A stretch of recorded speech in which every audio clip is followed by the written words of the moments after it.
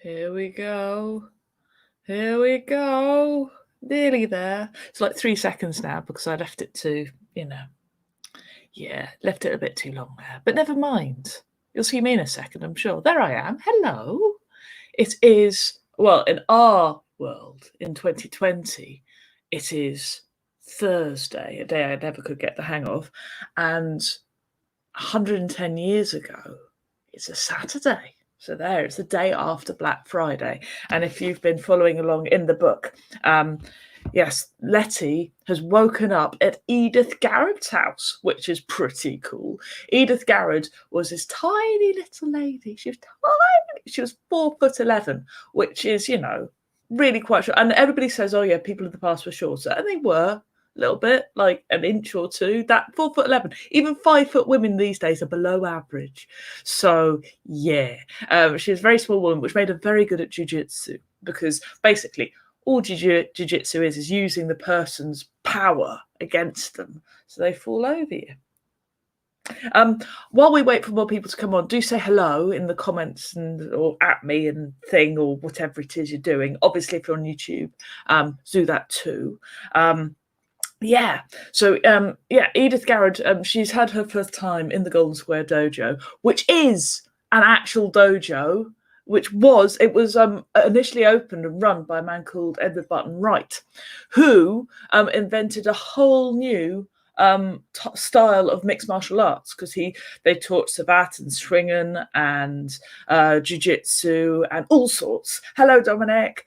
And hello. And so all of these he mixed together, and he did this martial art and he named it after himself, and his last name was Barton Wright, so he called it Bartitsu. Hello, Janet. I didn't mean to say Bartitsu, hello, Janet, like that, but So he Bartitsu, you have heard of it because later Sir Arthur Conan Doyle wrote about Sherlock Holmes, and he said that his martial art was Bartitsu. The beautiful thing about Bartitsu was it was functional.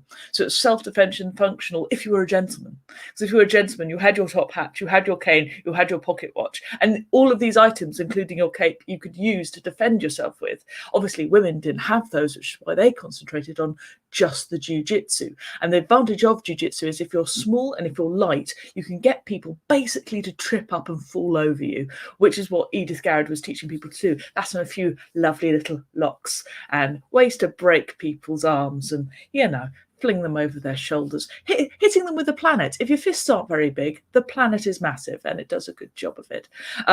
So anyway, this all happened yesterday. So, little Lettuce has woken up in this stranger's house. Her mum, she assumes, is arrested. She doesn't know where her mum is. I mean, I don't know if you've ever been an 11-year-old girl and not know where your parents are. It's quite terrifying. Her dad doesn't know what's going on. Her dad thinks that they're all in like Brighton and that everything's happy and they've just gone off to see an aunt or something. But no, they've been involved in one of the most violent, riots in history, the Black Friday of 1910. So she wakes up, she's covered in bruises, obviously, because, she's really achy, because not only has she been in this riot, she's also went to the dojo and learned jiu-jitsu. And so they all go down to Bow Street police station, which is where they're telling all of these suffragettes that they arrested. And if you remember, nobody wanted them to be arrested.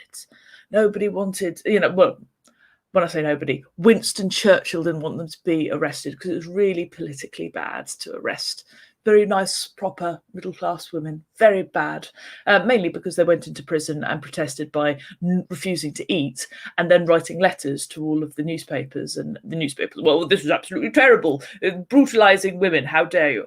And it looked really bad on Asquith's government. So Winston Churchill said, don't arrest anybody. But in the end, they had to, because it was just so violent. That they had to arrest these women. So they were all told to be at Bow Street and told, what their sentence was going to be. And people like Annie Kenny, I think I've got a picture of her, I'll just bring her up. Annie Kenny, there she is, that's her being arrested. She's so happy. She's so happy to be arrested because if she gets arrested, that means she gets to be a political prisoner and she gets to raise awareness about women's right to vote. So yeah, they're out there and they're thinking, well, 114 women and 4 blokes, I think, or 115 women and 4 blokes. They've been arrested. this is quite damaging for us as a movement, because it's quite a lot of women being arrested. Not all of these women want to be arrested. Only a few of them do. It's a hell of a sacrifice to make. You've got a criminal record, and it's publicly shaming, isn't it, to be arrested and to have your name written up in the paper. But and to actually go through with a jail sentence, a lot of women like Annie were working class, and had families and had to work in order to, bring up the families. We had this idea that women didn't work in the past, and it was always the women at home and the man, but most working class women had to work because there wasn't enough money. I mean, Annie herself I think she was like one of 11 kids. I think literally I think she was one of 12, but only 11 survived. And she grew up in Manchester, and she had 7 sisters, and they all worked down in factories. She lost her finger to a machine accident in this factory when she's like 7 years old. So she's an utter, and she campaigned for the rights of women to vote. And at this protest in particular, she wasn't even campaigning for the rights for herself to vote. It was only the rich women, the women who had property, and the women who had husbands, with property, that were allowed to vote. And I do think, Janet sort of mentioned that she didn't think that a lot of them thought they would actually be arrested. And I think that's true. I think when we go on a protest, we're not expecting it to end that badly, for us. I think it's hugely scary. I mean, particularly when your only status, because legally as a woman you don't have much status in society. You can't ask for a divorce. I don't think even if you get beaten you can ask for a divorce. It has to be the husband who asks for it. The divorce laws are absolutely awful. And it's a really sort of like, and then you end up in a place, she says, if I just do the thing, you end up in a place like this. This is Holloway. So some of the women were taken to Holloway. Most of them were allowed to go home and then told to come back. And they didn't know what their sentence was going to be. And this is the possibility of their sentence. They could spend several months in this lovely prison. It was built in the Victorian times as a mixed sex prison. So you had different male and female prisoners in there. But in the end, I think in 1903, I think it was made into just a female prison because Newgate shut.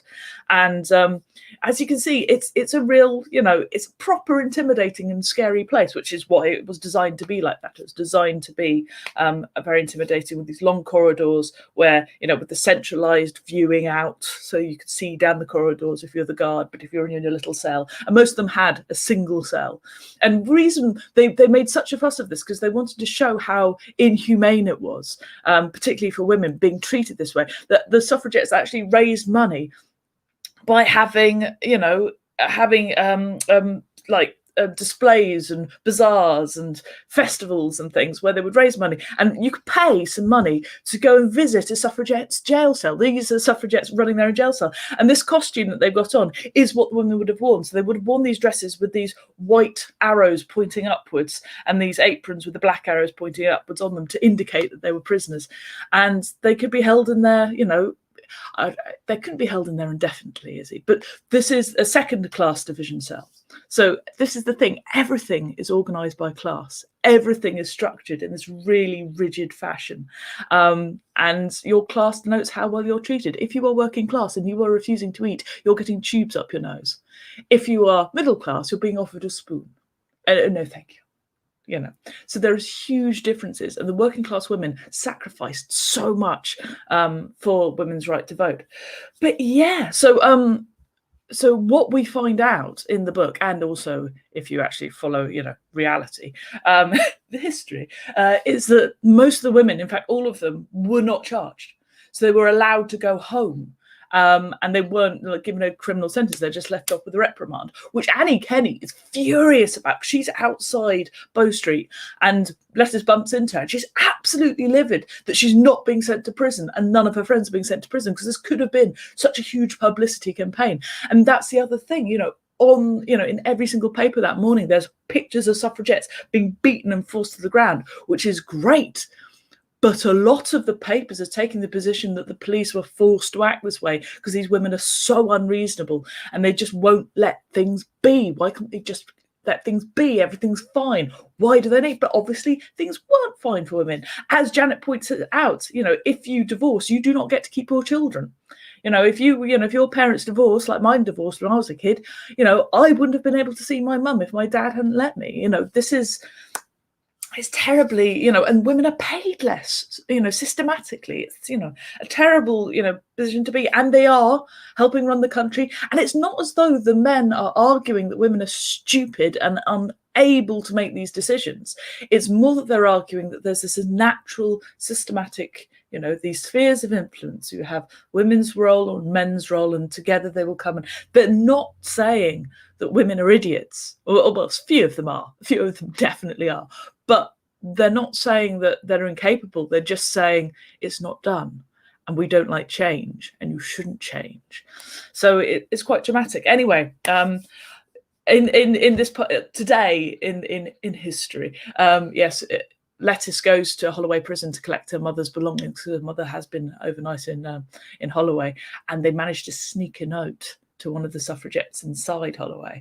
And they do this through the cunning use of my friend Mabel, who I say my friend. She's my favourite character in my book. She's on the cover. She's the one with the red coat.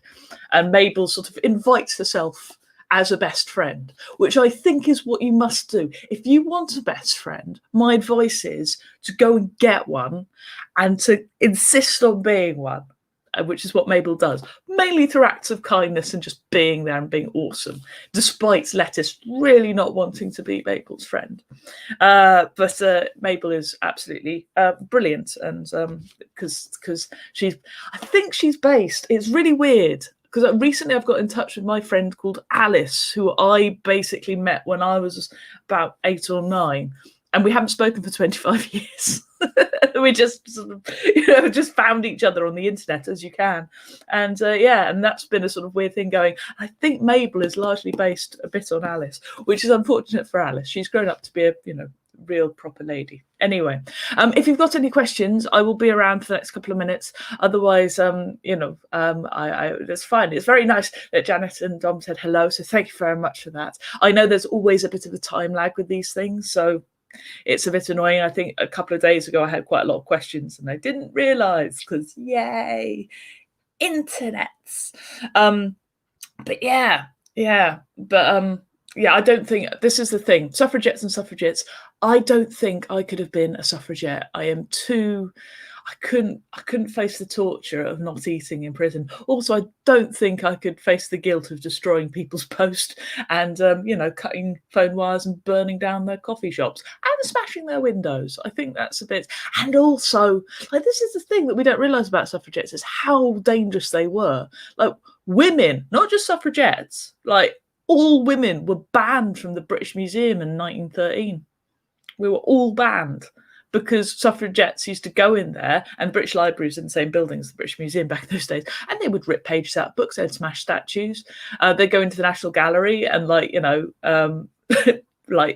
which is quite fun, all the nudie paintings and stuff of women just going, ooh, they would slash and they would paint over and they would smash all the, part of me just goes, oh, actually, I could have done that. But you do get arrested. There are real life consequences. You get a criminal record. And most of these, these were girls as well. They were teenagers as well as women in their 20s, 30s, 40s, 50s. Everybody was involved in this, including a little girl called Letty Pegg, even though she might not be technically real.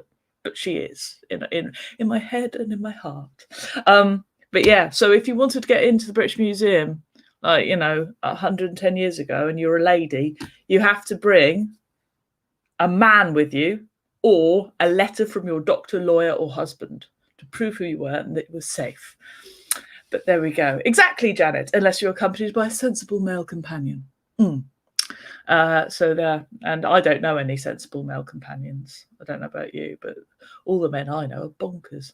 All right, then, I will see you tomorrow for the final instalment of What Happens on Sunday. But yes, I hope you have a happy Saturday, Thursday. I hope you're glad to be in 2020 and not 1910. And I will see you tomorrow. Thanks very much for watching.